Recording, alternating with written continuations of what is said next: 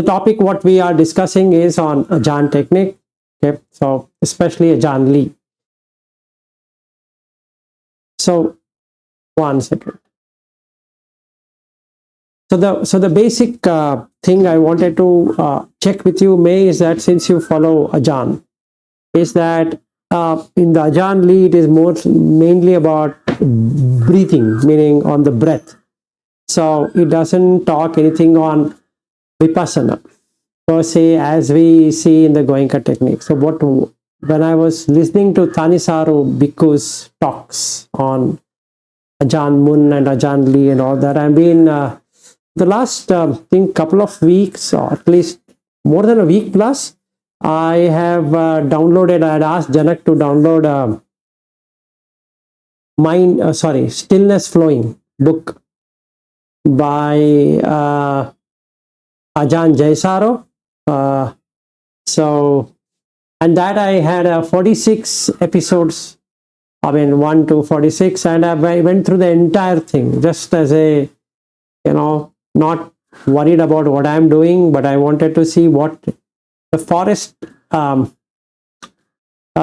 tradition is all about. What would they really do?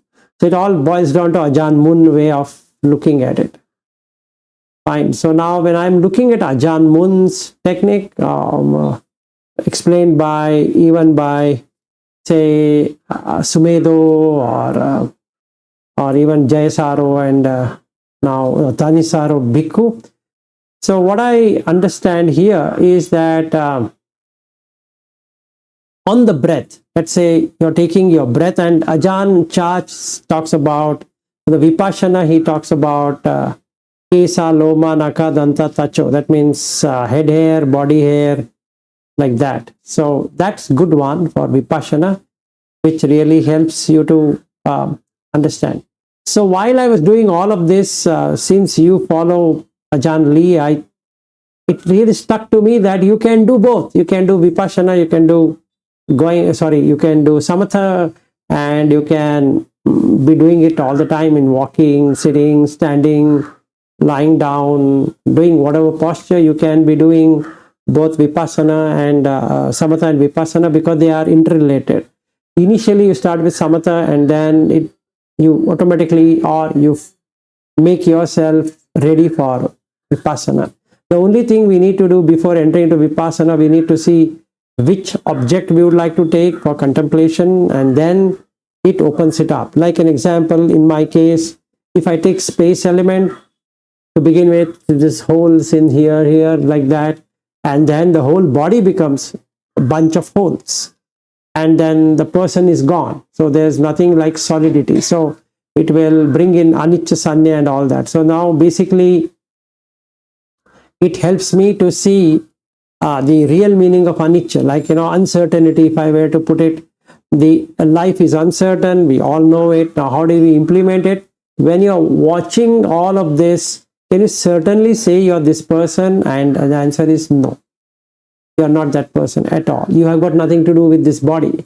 Now, can you then certainly say that you are the mind? And then the question and the answer is no. You've got nothing to do with a body and the mind. And if you are not anything to do with body and the mind, considering yourself to be part of body and mind brings in dukkha and this anatta, because the nature of things is that this body is passing away, the mind is passing away, so there's nothing you can say is mine. So this is what I actually found out. So irrespective of whether I'm doing my own technique, which is in the sutta, how much do I've understood, or now that I had done a retreat in Goenka technique, I found no kind of challenge in getting through that technique as well. And now when I tried Ajahn technique, beautiful, it's working. So I don't have any confusion on anything at all. So I then wanted to help people who are in a particular tradition. Like now I'm talking to a bunch of people in India, and they are doing Vipassana of Goenka. And then I'm saying that you don't have to do anything. You just have to enhance it rather than doing something to do with it. And then I remembered you, since you are doing Ajahn Lee, I thought, let me help you in a way that you don't have to drop anything what you're doing, you can enhance it so that the road what you have taken, you will get the actual result. That's all about it. You're on mute. So what did you do to, what's the best way to do Vipassana and everything on it? How did you do it? And what is your technique? On what? On Ajahn. The Ajahn Lee method. How did you? No, Ajahn Lee method. Ajahn Lee method is very simple. See now, you watch the breath, make the breath as your ultimate vehicle, which would take you from this to that. In that, you would see that the breath is, if you are observing the breath continuously, you would then find the attributes of the breath, and then you would have a feeling of the breath. It brings down to the feeling, meaning what is breath is all about. You would get to see that. Breath is neutral object per se, but if you are not aware of it, you have missed the bus, let's say. So when you get that, you will get into not only the jhanic factors of first to fourth jhanas, also you can see that the breath is something where you can transcend the reality. Meaning, it's not just the breath, it gives you an state where it provides you with the feeling, the three feelings, a neutral feeling, and then the Sukha Vedana and the Dukkha Vedana, you will be able to see it in the breath.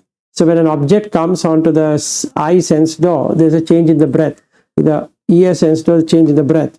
Nose sense door, each sense door, I could see there is a change in the breath pattern. There's a change in the breathing pattern. So what if I were to establish equanimity in the breath? And then what happens? The chittas can be seen.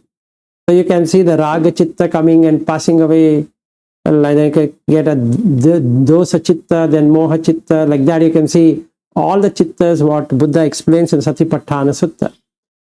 And also the beautiful part is if I'm missing, if I've made breath as an anchor, what I found out is you can even look at the hindrances. You will have a doubt whether I'm breathing it out, breathing properly or not. That itself is an hindrance. Or you're not able to find the breath. You're breathing, but you're not finding it. Where am I breathing? How am I breathing? Let's say I'm doing a closed eyes meditation and I'm feeling dozing off like this. So that I got a Hina Mida. It's very simple. And then I'm getting some thought, some sensual thought, like, I need to have a cup of coffee. I think I need to be walking. Oh shit, I have not sent an email. I think I should be doing this and doing that. And that is Kamachanda.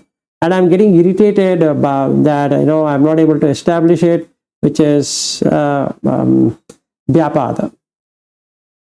Then I'm getting restless in the breath. So breath is going up and down and everywhere. So that is Udacha. And now I'm feeling I should have done it. I think from morning I wasted my time. I don't know why I'm doing like this, and fretting all about is Kukucha. So all the 5 hindrances are seen. Right? And then the next one is that can I find 5 khandhas in the breath? Yes, the Rupa itself is there. Then the Vedana I've already seen. The Sanya, whether I'm breathing it or not. Then the pressure I'm putting to breathe is Sankhara.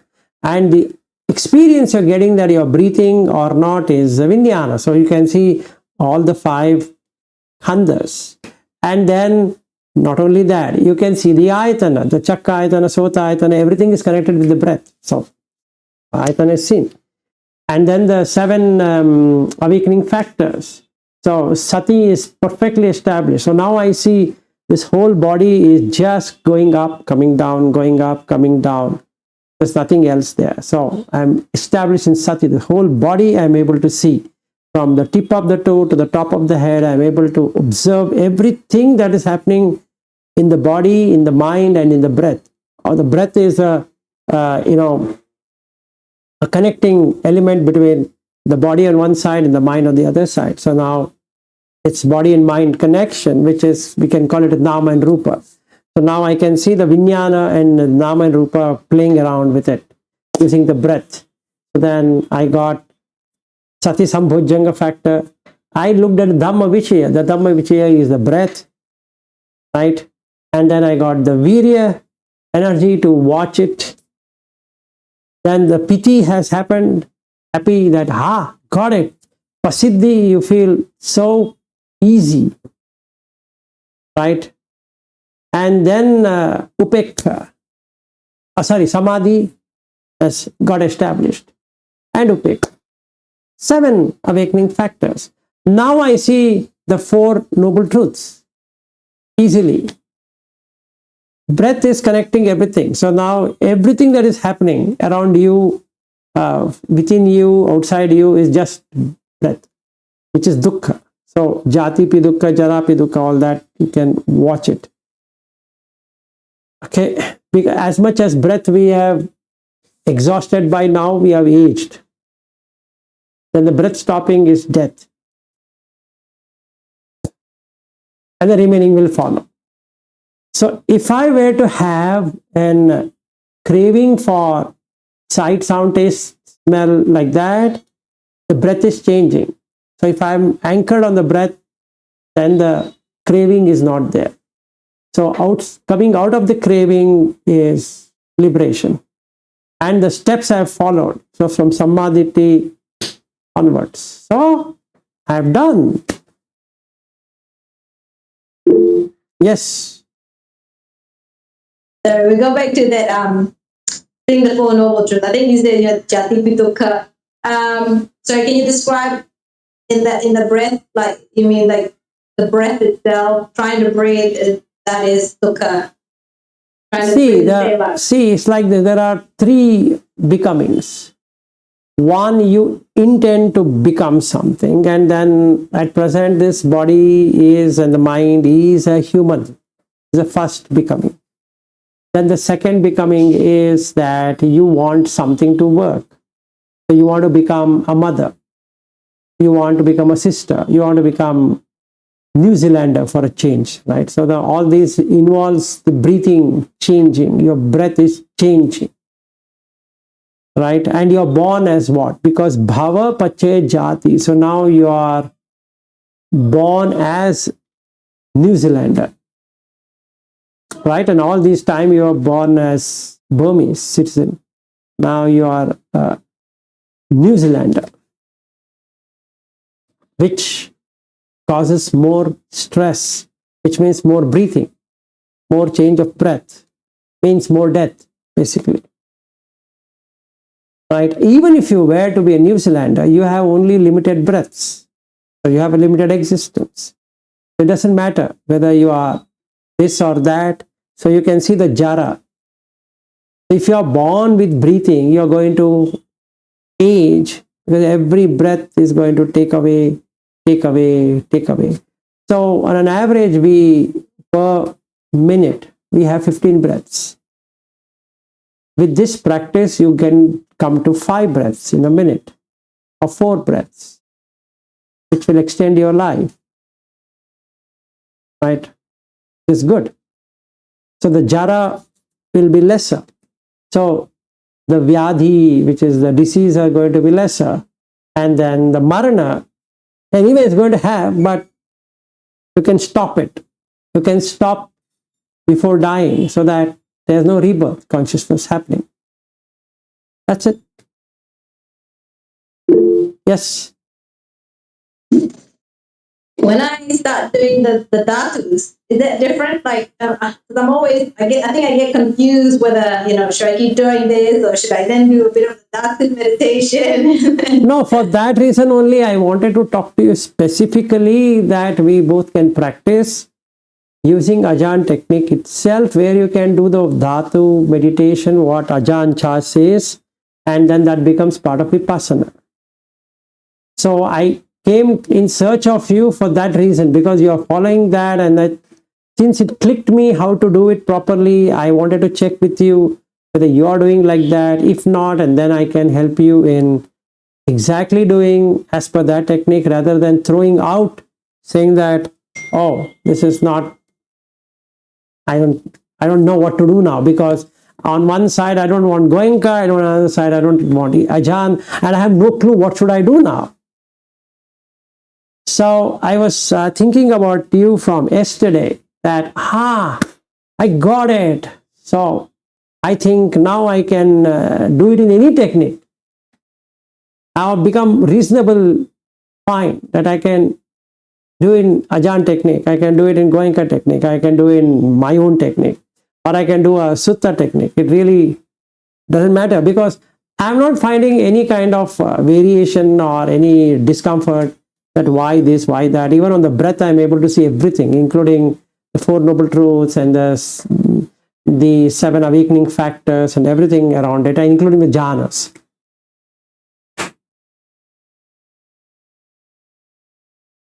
So I can help you.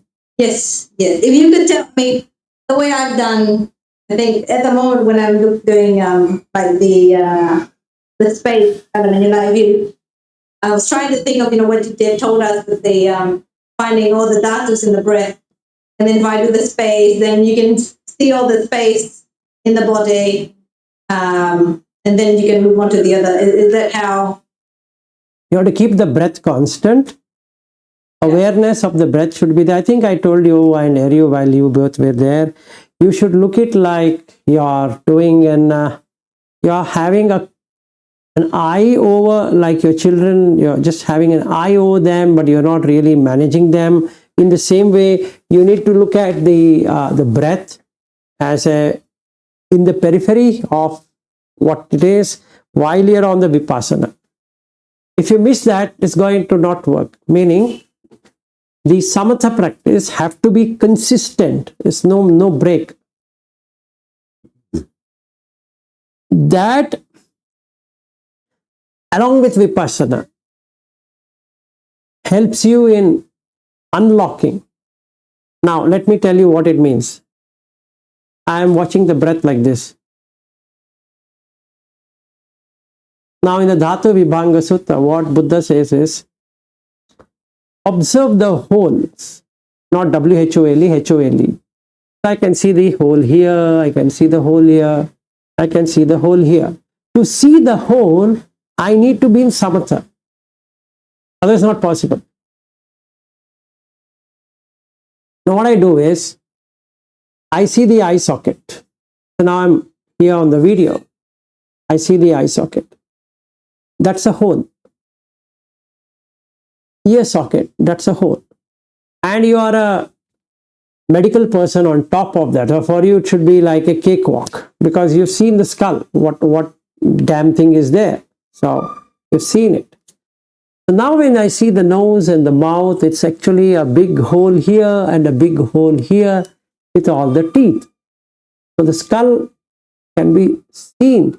So nicely it can be seen that no doubt is coming in my mind that I'm not seeing the skull. So instead of vilas, I am seeing a skull. No vilas exist. It's just a hole here, hole here, hole here, hole here, and teeth around it. Now, can I be in that? While watching the breath, you see this, while watching the breath. Okay, I shouldn't drop the breath out. What I do? I slowly bring here. Here, there's nothing, no bone. But here, there is bone. When I touch it, I know that from the skull, the spinal cord has started from here, it will go down under. So, but here, there's just a flesh. There's nothing, or there's a bone. Okay? Now, when I come here, the shoulder, I can feel the bone. And there's a shoulder blade here, there's a bone. And I can feel the ribs here, and there's a bone. I can see this is a bone, and this is a bone, and this is bones. This is finger bones, and this is the bone, bone, bone, bone, bone. Everywhere. Now I can rotate this in a head to toe and toe to head using the breath to see the Patavi Dhatu along with the Akasa Dhatu. So now Akasa Dhatu, wherever space is there, is Akasa. Between the ribs, there's space. And there's nothing called stomach. It's just a flesh. There's nothing called stomach. So The entire thing is gone. And then the pelvic bone is there, just the bone. There's nothing. And then you have the legs. So you have those bones. Yes. I think I pressed accidentally, but yes. So I've done that, but I think I was wondering whether I was doing the right thing or not. So I was doing what you said. You have the breath as an anchor, so still kind of always mindful of the breath, and then I would kind of meditate on the hold, and then I would see the whole body, like this big empty sack hold, and then after some time move on to, let's say, Pataway, and then I can do the heavy, and you feel the whole body heavy from head to toe, and then if you're seeing lightness, you can feel the whole body suddenly kind of light as a feather lift, and then and then I would move on to like hardness, softness, and then what's that? Hardness, softness. I think heaviness, lightness, smoothness, smooth and rough, smooth and rough. And then after some time, move on to the heat, and then you can feel the hot and the cold. I think the fluid, what was that? The fluid. Why? No. And then why was the movement? Yeah. I've forgotten the name. So you can try the saliva thing, urine, sweat, all that is that. Why that, May? You can just see if there's an oily thing on your skin, just giving you the glow, that means you have apo. If it is dry, it means that you don't have an apo. So you will see chopped off skin coming everywhere. So that is what it shows us, more patavi and less of apo. If it is very shining, it means that you have more apo and less of the patavi dhatu. So my thing for you or for anyone, including me, is if I have not established samatha, this is never going to happen. Okay, so that means my samatha exercise is maybe 18-20 hours in a day, and then the vipassana also is 20 hours, because as long as samatha is there, you can be in vipassana all the time. So there's no need for me to sit and do something while I'm going from one room to another. I have a vipassana that, I am the witness of going from here to there. I'm the witness of talking to May. I'm the witness. What's the meaning of witness? Is that because of you, everything is happening. Meaning you're able to do this and you're witnessing it. You're witnessing the hand moving straight, hand going back again. So now you see arising, departing. In every movement, there is an arising and ceasing, arising and ceasing. If I do like this, this arises. If I do like this arises, that ceases. Right? That vipassana will give me sampajanya, because it's arising and ceasing away is now seen everywhere. Everything I'm doing is just a sankhara which is arising and passing away. So sabbe sankhara anicchati yada panyaya pasati. Now I'm able to see atha nibbindati dukkha. Now the dukkha is gone, because it's just arising and passing away, and there's nothing which is happening per se. It's very easy for me now to dwell in it. So I got it clicked both in the Goenka technique and then the Ajahn technique on everything. So that I felt very happy. Oh yes, I got it. Now it's beautiful. So now I can do whatever I want. If somebody talks to me about Ajahn technique, I'm not getting any worked up, confused or whatever it is, because now I have seen end to end, it works. And if somebody talks to me of Goenka technique, I have no weird imagination that it doesn't lead or leads. You need to enhance it rather than fighting over it, saying that I don't think so, this is right and that is right, or that is not right, or this is how it should be. Makes some stupid sense of it. So since I remembered you, I thought, okay, now I have one lady who is doing Ajahn technique. Maybe if she wants, I can help her in going further on the vipassana. So we can... Yes, go ahead. I was using mainly Ajahn technique for sitting meditation. But with the, I wasn't sure whether I could use the same technique when I was, around doing things awake and alert. But I was using what you told us about just anchoring with the breath, and then I guess it's the same thing. Yes, it's the same thing. You need to anchor, otherwise it's not going to work. See, even in the Patisambhidha Magga Pali, Sariputta says, unless it's anchored. See, we need to have something to anchor. See, if you say witness, witness means you're anchoring something. Otherwise, there's nothing called witness, right? Yeah. And I think for me now, it's also remembering to do it. I think as soon as I click remember, I anchor the breath, and then suddenly it's a different experience. And then if I forget. No, but that is happening because you lack sati, and the sati is not happening because something you're breaking. So what we need to do, May, is that we need to, let's say whichever day you're free, we need to sit for long hours, you and me, for maybe 3-4 hours in a stretch, and exactly see what's happening. Otherwise, it just becomes like a consultation that you just come and you consult, and then I see something, and then you think that is what you need to do, and then you start doing it, and you get stuck, and you have no idea what to do next. And then you have Ajahn technique, or you have this technique. I have no idea what to do, because both are not working for you anyway. So now what do we do? How do we go about? Right? And that undecidedness is a very subtle form of visikiccha, doubt. So you'll get two kinds of doubt. One doubt on the technique, one doubt on your own way of working. Maybe the technique is correct, but I'm not able to do it. Or maybe I'm doing it properly, but the technique is not okay. So you'll get these two as things going here and there.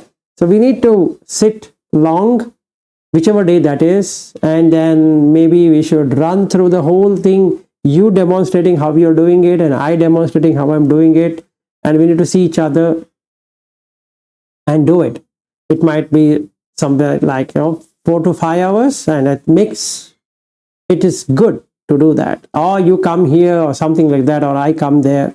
Something and all that we need to do. Otherwise, this is not tenable. Meaning, with the way we are doing today, I got this insight few days ago, saying that unless we are together doing it, I don't think so. It doesn't lead anywhere, because we are talking maybe half an hour, 45 minutes, 1 hour, and that's it. And you are on your own, I am on my own. There's no way to see what you're doing. There's no way to see what I'm doing, which is a very important aspect till we reach certain level. Then we are on our own. But what we're doing right now is we are looking at some videos, some discourses, some things, and then some discussions, and it's leading nowhere, to be honest. It's leading nowhere, because we are not watching. Now when I go to US to meet Ariu, if I'm staying for 3 weeks and sitting and doing along with him for 3 weeks, he's going to gain it, rather than he's sitting there, I sitting here, and then we try our best to understand each other. That's not the right thing to do. That's what I feel. I mean, we need to do something. If we do the same thing like what we are doing today, I don't think so it's going to lead us much. I mean, it might be a good insight as far as our knowledge goes, but not as an experience. Of late, I'm finding that, because now I'm teaching these people how to do it step by step. Now I felt that, okay, we didn't do many of these things while we used to discuss every day. So how do we enhance it? So we need to meet up for a few hours, if not physically, but here like this, and exactly do it as though you're sitting next to me or I'm sitting next to you and we are doing it.